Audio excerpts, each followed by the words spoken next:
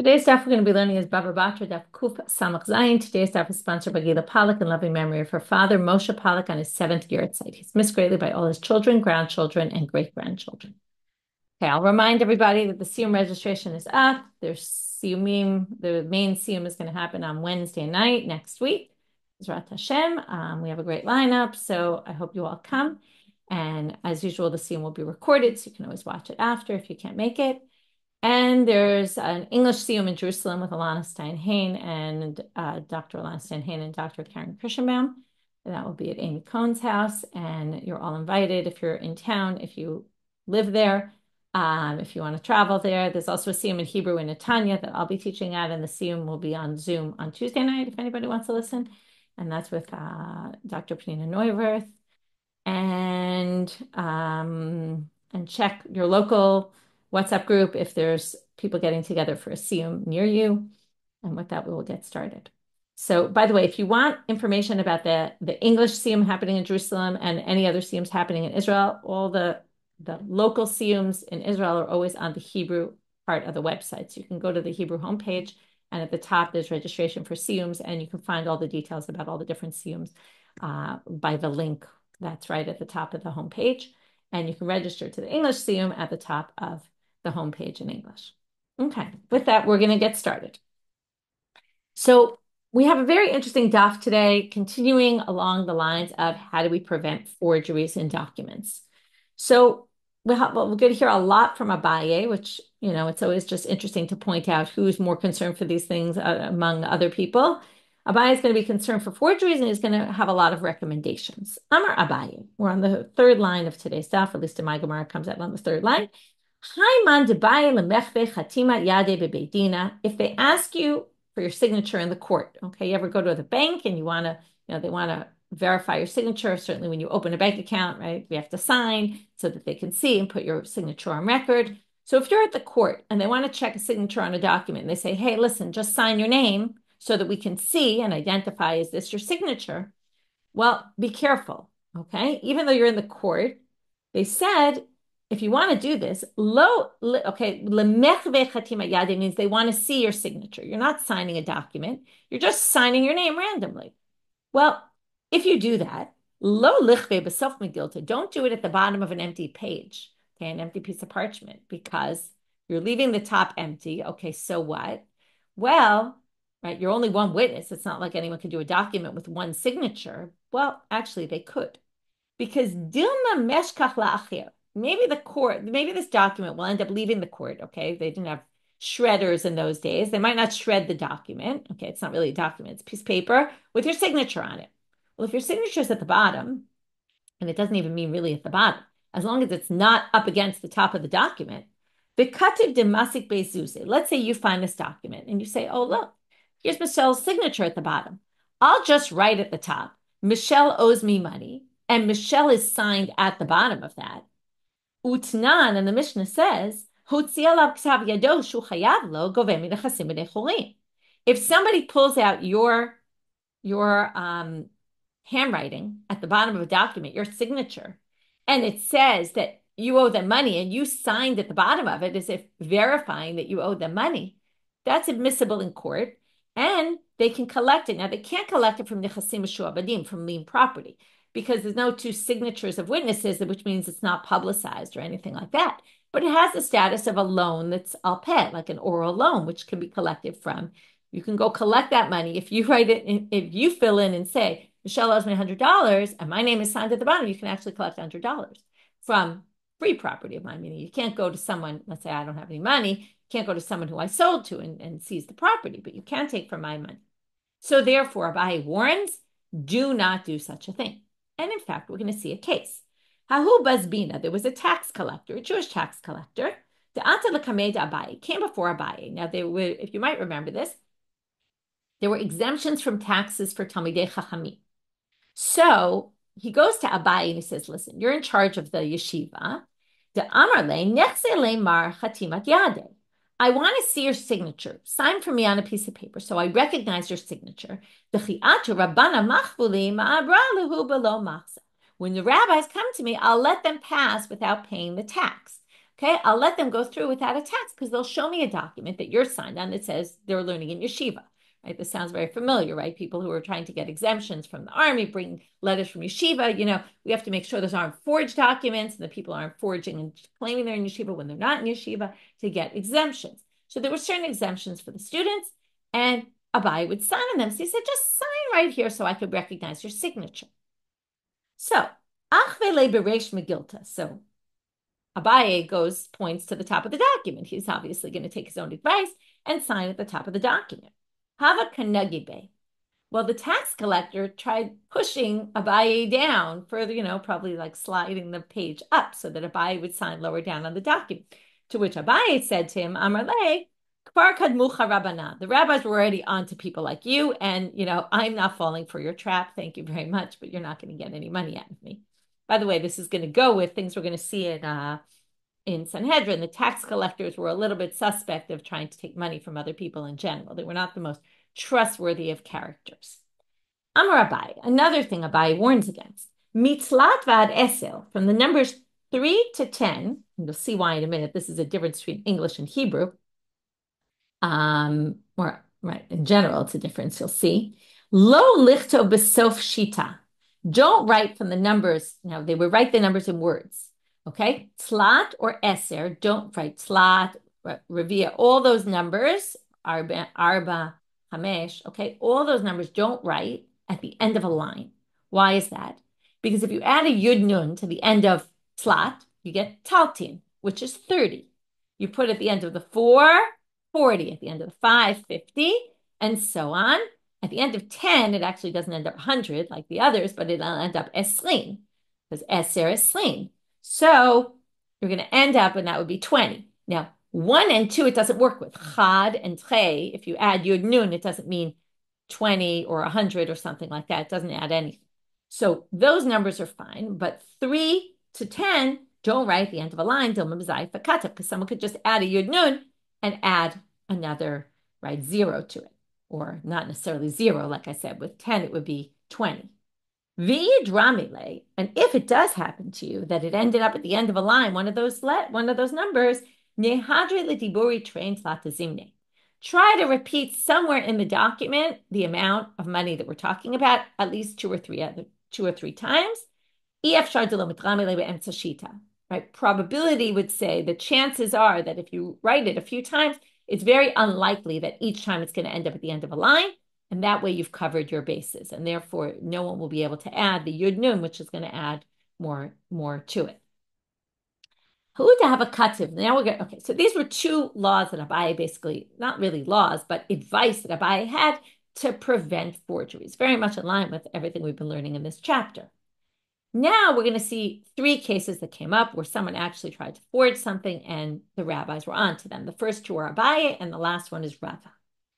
And interestingly enough, the story with Rava actually involves him in the story, not just as the judge, but also as someone signed on the document. So let's see our cases. Someone had a document that said that they bought or they were given a third of a pardes, of an orchard. Now, the orchard was in a bigger garden, a gina. So there was a big gina, and within that gina was an orchard, and the person was promised a third of the orchard. So, Aza machkelin gage debet, vikare vishavia vikare, sorry. Let's just stop for a minute. So what did the person who had the document do? The document said you get a third of the pardes, which really was in this bigger gina. Now, he took the bet, bit pardesa, and he erased, if you have the Quran, you can see this very, very nicely, although it's pretty easy to visualize anyway. A bet, okay, in the Hebrew language, in the print, has a line at the top, a line going down, and a line at the bottom. So he erased the gag, which is the roof of the letter, which is the top part, and the kare is the bottom part. He erased the top line and the bottom line and was left with a vav. So now it read, tilta, a third, vit pardesa, and the pardes, which means I'm giving you which means the person claims, the document said, I got a third of the whole gina, the whole garden, and the pardes. Okay, meaning the complete pardes plus a third instead of just getting a third of the pardes. So this document, okay, Veshavia upardisa, and now it read upardisa instead of bipardisa. Instead of a third in the pardes, it said a third and the pardes, which makes a huge difference. Ata the kameda Abaye. So it goes before Abaye, who, as you can see, was already suspicious of people abusing documents or forging documents. Amar le, my time a ravichle alma lehai vav.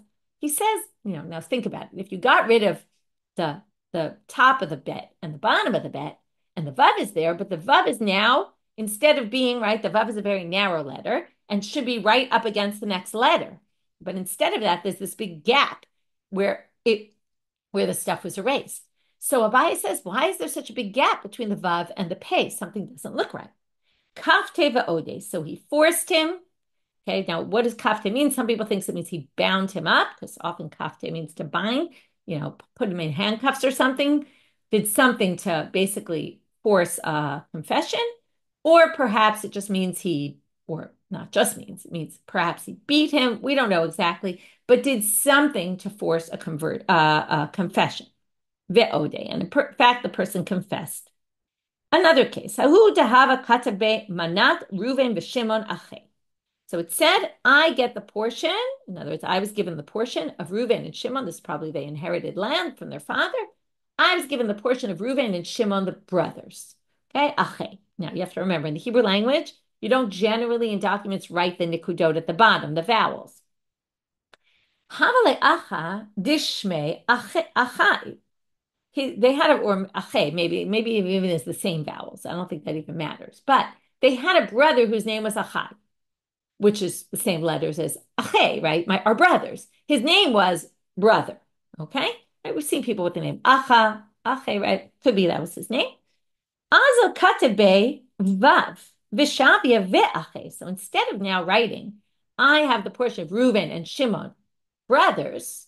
Okay? Right? In English, you would write who are brothers, but we don't have that in Hebrew. You would just say Reuben v'Shimon ache. Reuben and Shimon brothers. It's proper Hebrew. So what did he do? He added a vav that says Reuven v'Shimon ve'ache and ache. And now he got himself another portion by lying and doing that. Azakat, so he wrote the vav, it said ve'ache. Ata the kameda Abaye, it comes before Abaye, Amar le. My tamadachik le'amal hai vav. Why is that vav squished in there? I could see there's not really enough space for that vav. I'm onto you. But right, the high vav kule high. Why is it squished in so much? Kafte, again, he forced him ve'ode, and the person confessed. Okay, now we're going to move on to the story with Rava. Rava, Rav Acha bar Ada. There were two people signed. I told you we had Ache, so here's Acha. There's an Acha bar Ada. Rava and Rav Acha bar Ada are signed. Now we're going to see from this story, Rav Acha bar Ada was older than Rava, and therefore also more distinguished, even though we know Rava much more than Rav Acha bar Ada. But in their time, they were living. He was much older, which you'll see later that his hands were shook, and he was more respected. Now, the rules are in documents, we talked about this before, generally you would leave the top signature for the more distinguished person. So if someone brings a document with Rava's own signature on it and Rav Acha bar Ada, and Ata the Kameda Rava, and basically the guy brings the shtar and wants to get whatever it is based on what Rava signed. Amarle, den chatimat yade didihi. Yeah, that is my signature. I recognize it. Rava says that's my signature. But, right, because remember, you have to do kiyum shtar. You have to make sure it's not a forgery. So he identifies his own signature, but he says, but something's wrong with this document. Kameda Rav Acha bar Ada lo chatim alei me'olam. There's no way I would ever sign my name before Rav Acha bar Ada. I would never do that out of respect for him. And in this document, right, the person who forged it wasn't too smart, didn't know all the rules, and didn't realize that there's no way that Rav Ada would have signed second, and Rava would have signed first. Kaf teva ode. So again, Rava forces a confession, and he confesses.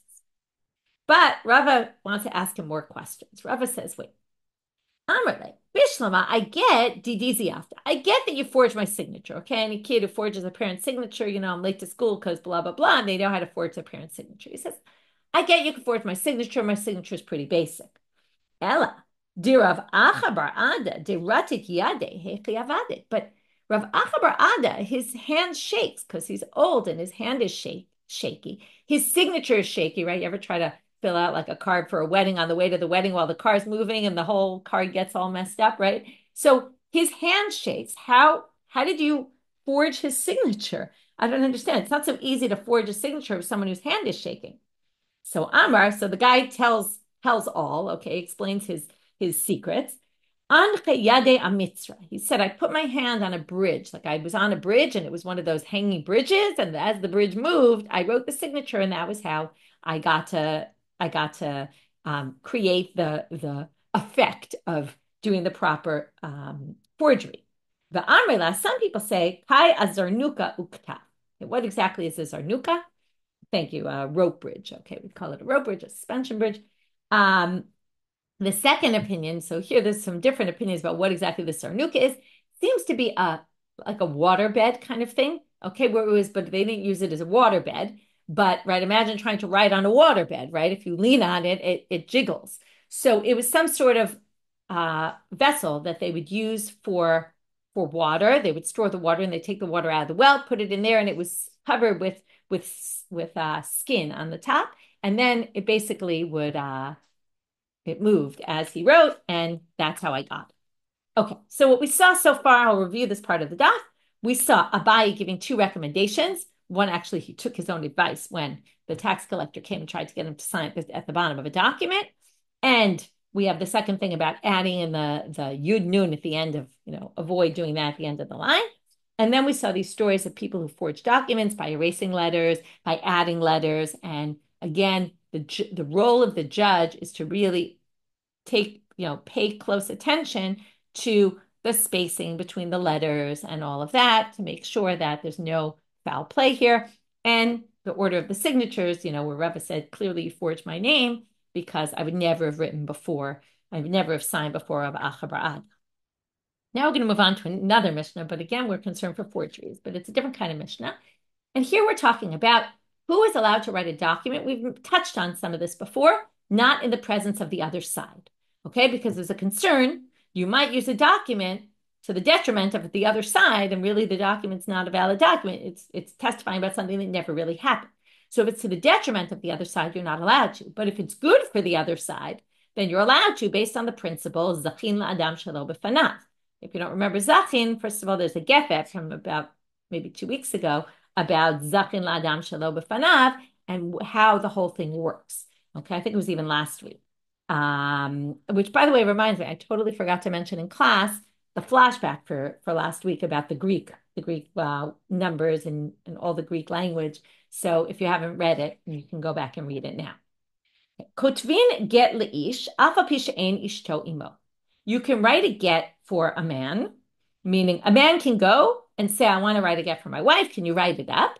Even without the wife knowing anything. Okay. Now, what's the issue here? Well, the issue is that, first of all, a man is allowed to divorce his wife against her will. And this is something that has changed over time. Rabbeinu Gershom in the 11th century issued a takana that this is not going to hold anymore, and the woman has to agree to the get. And that's why there's something called a heter mea rabbanim, which can override that in a case where a woman's not willing to accept her get. But the woman has to accept the get, but she can, theoretically, he can put it in her possession without her wanting it, and she can be divorced as long as it reaches her. But Rabbeinu Gershom changed that and said, no, she has to agree to the get. However, there's a way to override it, which is called a heter mea rabbanim. So if you have a woman who's really abusing the system, or at least the rabbis think she is, sometimes a heter mea rabbanim is used improperly, but hopefully, if you get 100 rabbis to sign, the hope is that it's being done properly, and they're really avoiding a case where the woman won't accept the get and she's abusing the husband. The reverse is always more complicated because the husband can actually give the get. He's the only one who can give the get, and therefore he has to be a willing participant, and therefore it's much more difficult when the husband is not willing. There is no such heter mea rabbanim, because the heter mea rabbanim is just to override the takana of Rabbeinu Gershom. Okay, this is a side point. But the main thing here is, since he can give her a get without her accepting it, wanting to accept it, then basically there's no problem with writing the get for the man, right? Even though the wife's not there. Also, by the way, another thing is it creates a financial responsibility of the husband to the wife. He now has to pay her the ketubah money. So it's in his, it's not in his best interest to have a get written, whereas it is in her interest to a certain extent that she can collect her ketubah money. So it creates a financial obligation of the husband to the wife, And therefore also, right, it can be done without her because there's something that's in it that's actually beneficial for her, but it's really more the issue of that it can be against her will. But the shovar leisha, and the shovar leisha, aval pi she'ein ba'ala ima. What's the shovar? The shovar is saying that she got paid her ketubah money. So if he divorces her and she gets her ketubah money, he writes her, right? She writes a shiur. One of them writes the shovar that says, you're gonna, you got paid your ketubah money, and it goes to the husband, and he keeps it to protect himself from the woman trying to collect the ketubah money again. So you can write that for the woman, even though the husband's not there, because it's only detrimental to the woman and it's actually beneficial to the husband. As long as it's beneficial because it proves he paid something, paid an obligation that he now no longer needs to pay. So therefore, since it's beneficial, she can write it without him there. This is a big line that we're going to spend the whole Gemara of today dealing with, which is as long as the sofer knows. Okay, now we're going to have to say who the sofer knows, but it seems to refer to both cases. And we're going to see that Rav says the sofer has to recognize the man and know that what the name he's writing for this man is this man, and the name he's writing for this woman is this woman. What's the concern? And we'll talk about this the rest of the Shiur once we get to the Gemara when we're done with the Mishnah, which is we're concerned that if the husband has a get written, and maybe it's not for him, okay, he has it written for David and his name isn't David. Maybe he's trying to give the get to, now you have to remember it's the opposite. The man is trying to give it to a woman who's going to go to her husband, who she's actually married to, and claim we're not married and you owe me my ketubah money. And she can use it as a document to demand money. So that's why the sofer has to know that it's this man. Otherwise, it could be he's just giving it to somebody else, who's married to someone with a different name, and he's claiming, he just comes and says, can you write me again? And my name is so-and-so, and it's not really. So the sofer has to know this person to know the name matches up. And likewise, the shovar for the woman, because theoretically, she could be writing the shovar for some other couple and going to give it to the man to claim that the man already paid the woman her ketubah money, when in fact he didn't. Maybe they're divorced and he never paid the ketubah money. And here he's now going to have a shovar that they wrote. And so while it's this woman for herself, it's only in her best interest, right? And it's only in her husband's best interest that he's going to end up with a shovar. But if she's writing it for someone else and she's going to give it to some other man, well, that's going to benefit this man to the detriment of his wife when it's not even true. So that's the concern, and that's why the sofer has to know that the name matches up to the name he's writing on the document. We're going to say, wait, that doesn't resolve all the problems, and we'll get to that when we get to the Gemara. The habal notein sachar, the husband needs to pay. Okay, the Rashbam here adds he has to pay the money for the get. Okay, a husband who wants to divorce his wife has to pay for the get, right? He wants to divorce the wife. He's doing the divorce. He initiates. He has to pay the get. Okay, and schar hashoval also. It's dizchutohu. It's good for him because it's in his best interest to have a shovar. It's really for him, not for her. She doesn't care. She got her money. What does she need a shovar for? So therefore, he has to pay for all this. We're going to see in the Gemara they changed just a little, like historically something changed. We'll get to that later. Turning now to Abaye. Kotvin shtar lalove afa pisha ein malve imo. You can write a shtar for a love, for the borrower. The borrower says, I want you to write me a document that I borrowed $100 from someone. Of course, you could write that without the malve because it's good for the malve, because now the malve, let's say the loan never happens and they just forge this document. Well, it's to their detriment and it's to the benefit of the other side. In the end, someone can say, oh, you owe me money. So, of course, you don't need the malve to be there. It's a zchut for the malve. It's good for the malve. Ein kotvin the malve ad sheyehi love imo. But of course, someone wants to write a document that says, I lent you money. They can't do that if you're not there because maybe they're lying and they're not planning to actually lend you money, but now they have a document written that says that you owe them money. Now, the one who gives the sachar is really the one who's benefiting from this deal. Who's benefiting? The borrower. Because, right, if there's no loan if the borrower doesn't need money. The borrower needs the money, and therefore the borrower needs the loan. And the malva is doing the borrower a favor by giving the money. So, of course, the borrower has to pay. Kotvin shtar lemocher. Again, the paying is about who has to pay the scribe for writing the document. Kotvin shtar lemocher afa pisha ein lokeach imo. You can write a document for a seller, even if the buyer is not with him. Why is that? Because, again, The seller is saying, I sold you my house.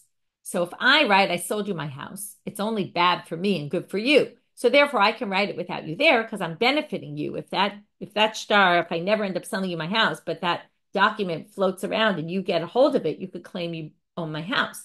So it's bad for me. I don't know why I would do that. But if I do decide to do it, the sofer can write it without having to check with you. But obviously the reverse, but if you want to buy my house, you can't go to a sofer and say, please write me a document that Michelle's selling my house, because maybe it'll get signed and be floating around and you'll be able to claim that and you never actually really bought it. So I have to be there. And who benefits from a sale? Now we've learned this already. Both sides really benefit from a sale because the seller is trying to sell to get money and the buyer is trying to buy to get an object. They're both in theory benefiting. However, we learned that the benefit of the buyers generally, okay, and we'll get to this in the Gemara also, is generally more because the seller can just sell to anybody except for some unique circumstances where they have something bad they're trying to get rid of. Then maybe it's not the same, but in general, it's the buyer who's benefiting. If you're writing documents of betrothal and marriage, that you have to have both sides present. Okay, there's a big deliberation what these documents are. Shtar erusin could be you're allowed to betroth a woman with a shtar. Okay, we do it with a ring or something of value or money, but they used to do it sometimes with a document. So maybe that's what they mean. And because betrothal can only happen with the agreement of both sides, therefore you need both of them to be there to write the document. Some people say it's the tinaim, what we do nowadays, where each side kind of commits. We will give X amount of money to the new couple. And then both sides have to be in agreement because they're both committing to something. So it's a double-sided commitment. Nisuin is perhaps the ketubah. Okay. Again, it's not exactly right. The Rashbam says it's the ketubah. Okay. It's a document of nisuin. It could be also evaluating the value of her property, which is now going to be in his domain. So again, there's different commitments of both sides. They both have to be in agreement. Bachatan noten sachal, but the one who's really benefiting, especially from the financial stuff, because again, when she gets married, all of her financial stuff really becomes under his domain. So therefore, he's the one who has to pay the money for it. Okay, by the way, some people add here that if it's the tinaim and each one writes their own, like the family of the groom says, we're going to give X to the couple, and the family of the bride writes, we're going to give X to the couple, then each side has to take care of paying for their own document. Okay, because they're each separate at that point. But if they put it all together into one, then it's the chatan that really needs to pay. Now we're talking about sharecropping. Okay, different types of sharecropping. One is arisut, one is kablanut. In that case, both are benefiting. Both the landowner is benefiting because someone's working the land, but the landowner is also committing to the other side that they're going to get a certain percentage. So because there's a give and take here of some gaining and some gains and benefits on both sides, so they both have to be in agreement. But hamekabel noten sachar, the one who's benefiting the most is the sharecropper because they're getting a percentage, right? They're getting like a salary type thing or a payment, so they have to pay the money for the document to be written. Again, a bit of a lead-in to Sanhedrin. We don't write shtarei berurin, which the Gemara is going to figure out what this is, arbitration documents. We're going to have to see what this is in the Gemara. There's a debate. So I'm going to leave it for when we get there, not today. And a maaseh beitin has to be written with the agreement of both sides. Okay, maaseh beitin, there's also a range of opinions. The Rashbam writes it's like an adrachta. An adrachta is when we say the court has decided that someone owes someone money for, let's say, a loan. And then they write an adrachta, which basically gives the rights for the creditor to seize property of the borrower. Okay, so that would be a maaseh beitin. So that needs to be written with the agreement of both sides. Ushneim notnim sachar, and they each have to pay for the payment. Some people say not the maaseh beitin. The maaseh beitin, the one who's trying to collect the money, needs it. They need the maaseh beitin to collect the money. They're the ones who need to pay, and the midat shnehem is really the berurin, the one that's the arbitration, because both sides are kind of equal here, and we'll get to that in the Gemara. Rashbam gomer l'shneim kotvim shnayim lezeh la'atzmo lezeh la'atzmo. Okay, for each one, we write both. Okay, there's a debate about what exactly this is referring to. Um, the response says we're talking about the Shtarei Berurin. They each write their own, and right, they each get their own document of the Shtarei Berurin. Again, it's hard to understand this without really knowing what the Shtarei Berurin are, so we'll wait till when we get there and we'll see the explanation. Each one writes one for themselves, and then obviously each one has to pay for their own document. So now we're going to get to what I said we're going to get to in the Gemara, which is this one line that the Gemara, the Mishnah said, "My ubavad shehe mikiran." What is this ubavad shehe mikiran? Who does the sofer need to recognize, need to identify when they write this document? Again, we were talking about the man giving a get and the woman getting her writing a shovar, which is basically for the man to say, "I already paid my wife the ketubah." Amar Rav Yehuda Amar Rav. So Rav Yehuda says in the name of Rav, Bilvad shehem akil shem ha'ish baget v'shem ha'isha b'shovar. And that's really how we understood it, which is when the man comes to write the get, the sofer has to know this is, okay, we'll go with David and Ruth. This is David. And when it comes to Ruth getting her shofar, that David paid her the money, the sofer needs to recognize her. Well, this raised a big question among the rabbis. So we're going to see who the question was raised by and who answers it. Yativ Rav Safa, Rav Acha, Bar Huna, Rav Huna Bar Chinina. These three rabbis were sitting. Yativ Abaye. Abaye is sitting among them.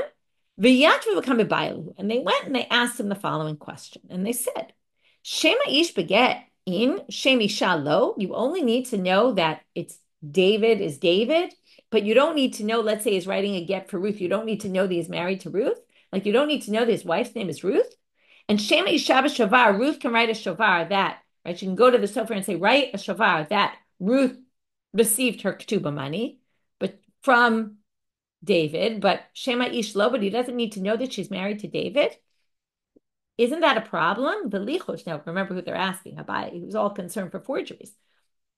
Lichush dilma katav gita, va'azalu mamai tele li'itete deheach. Now here we're going to review. I said it at first because it's a bit of a strange, like hard to understand, but figured if I repeat it a few times today, you'll get the concept. Maybe let's go to the get case. David goes to write a get, says, "Can you write a get for me? I'm going to divorce Ruth." But he's not actually married to Ruth. Dilma, maybe there's a friend of his, David, who's married to a Ruth, and he wants to give the get to Ruth so that Ruth can collect ketubah money from her husband, even though they're actually married. So Dilma katav gita va'azalu. Maybe she's going to go give it to the wife of someone else who has the same name. So what does it help that the sofer knows his name is David? If he doesn't know that David's married to Ruth and doesn't recognize Ruth, there still could be foul play here. David could be giving it to someone else with his name who's married to, right? The chances are that there's someone else with his name is, kind of likely, married to someone with a different name. In other words, that's why it's important to know the name of his own wife so that it's more likely. Now, again, we're going to say it's still a possibility that there's two David and Ruths, okay? But right now, the concern is just knowing the husband's name still could lead to a forgery. It could be he's not really married to Ruth. It could be he's trying to give it to someone named Ruth who's married to a David, and she's going to collect her ketubah with this get. She's going to say, look, I have a get, and I don't have my ketubah money. Let me collect my ketubah money. And the husband doesn't have a shovar to say, I paid it already, because they're not even divorced. So, there could be foul play. And likewise, on the shovar side, it's the reverse problem. If Ruth has this shovar written that David paid my ketubah money, but she's not even married to David, and the sofer has no way of knowing that because it didn't say this, right? Rav didn't say the sofer needs to know his name. Zimnin azla katvi isha shovar. Ruth will get a document written that David gave her ketubah money. And she'll go find some other guy named David. She's not married to David. She'll go find a guy, David, who's married to Ruth. And again, the assumption is she knew this already and wanted to help out David, and that he wouldn't have to pay his ketubah money. And then David will pull out a shovar when his wife Ruth comes and says, hey, I want to get paid my ketubah money. He'll pull out a shovar that says, what do you mean? I already paid you. So why aren't we worried about that? To which Amar lahu Abaye, remember, Abaye is concerned a lot for forgeries. To which Abaye says, no, you misunderstood what Rav said. Must have been that Rav said this. Hachi Amar Rav, Shema ish beget, v'hu adin l'shema isha. He said, the man in the get and the woman in the shovar, because that was who the Mishnah was talking about. The Mishnah was saying if a man goes and asks for a get without the wife there, or the woman goes to ask for the shovar. But when Rav said he needs to recognize the man in the get and the woman in the shofar. What he really meant was he needs to recognize both of them. Okay? So he needs to recognize both of them. Shema Isha b'shovar, v'uadin l'shema ish. Okay, so both the man in the get and the woman in the shovar and the man needs to know that Ruth is married to David, and those are their names. And the person standing in front of him, David, who's asking for a get, is actually married to Ruth, and that resolves it. But it doesn't really resolve it, as I said. So Amar lehu Rav Acha bar Huna. Rav Acha bar Huna pipes in and says, remember, he was one of the rabbis sitting there. Hachi Amar Rav, but Rav said somewhere else. Shnei Yosef ben Shimon. Oh, sorry, I skipped. Belichush, sorry, my mistake. Belichush, go back. Lichush l'shnei Yosef and Shimon adarim b'ir achat. And what they mean is two people named Yosef and Shimon who are living in the same city, who are also married to, Ruth, the daughter of X. Okay, so in other words, why are we not worried that there's two Yosef and Shimons married to two of the same, right, with the same name, right? We have this, we have a David and Eve, a brother-in-law, David and Eve, and then my brother-in-law, a different brother-in-law's good friends are David and Eve, right? And it's always funny. There's David and Eve, right? It happens a lot. So, okay, it happens. It's not Yosef and Shimon. It's not also the parents' names, but still, it happens that you have this kind of thing. And then, Dilma Katib Gita, again, you're going to have this problem. Ruth or David asked for the get or the shovar to be written, and they're going to actually give it to the other couple. Right? So again, she's going to give it to the man, claiming he already paid back the shovar, and he's going to give it to the woman, claiming she already, she got the get and didn't get her tuba money. And again, there's concern for someone doing foul play here. So Amar lehu Rav Acha bar Huna. Rav Acha bar Huna, who is sitting there, says, don't worry about this, because Hachi Amar Rav already said, and this matches what we just said, which is you might be concerned that the two people don't have the same name, that David isn't actually married to Ruth and is asking for a get between him and Ruth. Or she's not actually married to David and she's asking for shovar and they're going to give it to someone else. But if there's two David and Ruths in the same town, Shnei Yosef and Shimon adarim b'ir achat, ein megarshim nishotehem ela ze b'fnei ze. They can't, this is fascinating, they cannot actually get divorced unless they all show up in court together. Okay? So if you're David married to a Ruth, and you want to get divorced, you have to show up with the other David and Ruth in the court. And that way, okay, so now the question is, what is this resolve? Okay, the fact that they're in court together. So the commentaries talk about different things, about how this will resolve it. One is that basically they say that when the woman pulls out the thing saying, look, I'm divorced, right? Let's say David got the get written and then gave it to the wife of the other person, she has to bring witnesses that said, oh, we were there and we saw you were there and you weren't the one who got the get. Like it would be more for the Adam to remember exactly who was there. Now, I would think maybe it would cause confusion because they're all there and might not remember which was the one who got the get and which wasn't. Anyway, that's one possibility. And that also they add a little more to that, but another possibility, which maybe is a little more convincing, that when he comes to court to divorce his wife, they don't give him the get. In other words, this is the whole thing. The guy went to get the get written. The concern is he's going to give it to someone else. So they make sure that he gives it in front of everybody and that everyone's there and everybody sees. And therefore, there's no concern. Like the other David doesn't need to worry. Maybe you gave it to my wife and all that. So somehow that resolves the issue that they're all there in the court and that resolves it, which is, again, kind of a crazy thing to think that you want to get divorced. Not only do you have to show up in court, but you got to ask the other person who randomly happens to have the same name as you to show up in court as well. And therefore, the concern, and that brings us back to the way Abaye explained Rav, not just the sofer has to recognize the man who's writing the get or the woman who's writing the shovar, but he actually has to know that they're actually married to someone of the same name. And then that, in conjunction with the fact that Rav assumes that you have to all be in court at the same time, it precludes the issue that maybe they're going to give it to the other person, okay, to, again, the opposite spouse and the other couple to use against the other person. Because remember, this is all based on why the opposite spouse, it's all based on, you can write it because it's bad for you, good for the other side. But if you're going to pass it to someone who's on the other side, right, the man passes to the woman or the woman to the man, it'll actually be beneficial to them. It might be a forgery. Okay, continuing. Amar Abaye. Oh, so now we have another question. Sorry. Okay. Belichush, we still have another concern. What's this? What if this person who claims he's David isn't really David. And he goes to a different town. Yosef and Shimon. And he claims his name is Yosef and Shimon, but really all he wants to do is help his female friend who wants to get her ketubah from her husband by pulling out the get. But his name isn't really Yosef and Shimon, and nobody knows that because he's new to town. The Katav Gito, right? And he's going to have a get written. And it's not his name, right? But they're going to think it's his name because he told them that's his name. So how do we prevent that from happening? Someone goes to the nearby town. Amalu Rav Huna bar Chinina Rav again. Rav Huna bar Chinina quotes Rav saying, but Rav said, "Kol zak shmo be'ir shloshim yom ein choshishin lo." Once you've been in a town for 30 days and you claim that's your name, we're not worried anymore that you're lying, because the assumption is, assuming you didn't go to a really far off town, although I don't know if Rav would change his mind about that, but the assumption is you're not going to lie about your name for more than 30 days because someone will be on to you. Maybe you'll go into town for a short time and claim your name as someone and then leave. But over 30 days, someone else is bound to come who knows you and is going to say, what? That's not Yosef ben Shimon, that's David ben Reuven. Okay. And therefore, there's not a concern after 30 days. So now the obvious question is, what if within 30 days, and here we're going to have a funny conversation, lo itchazikmai, so what if not? What do you do? What if the guy goes to a sofer within the first 30 days, says, my name is Yosef ben Shimon, and wants to write a get? What do we do? So Amar Abaye dekaru le va'anu. What you do is you kind of put a little trap in, and you see, you go outside, someone says, Yosef ben Shimon, and you see it's the guy turn. Because people, right, you hear a name, you turn on automatic. So we'll see what their reaction is. To which Rav says, Rav Zvid Amar, what do you mean? Rama Abba, Rama Ute Zahir. Like a good spy, right? You get trained to respond to your name. If you're really trying to trick people, you're going to be good at it. And therefore, we're going to assume that you'll be able to turn around even though it's a lie.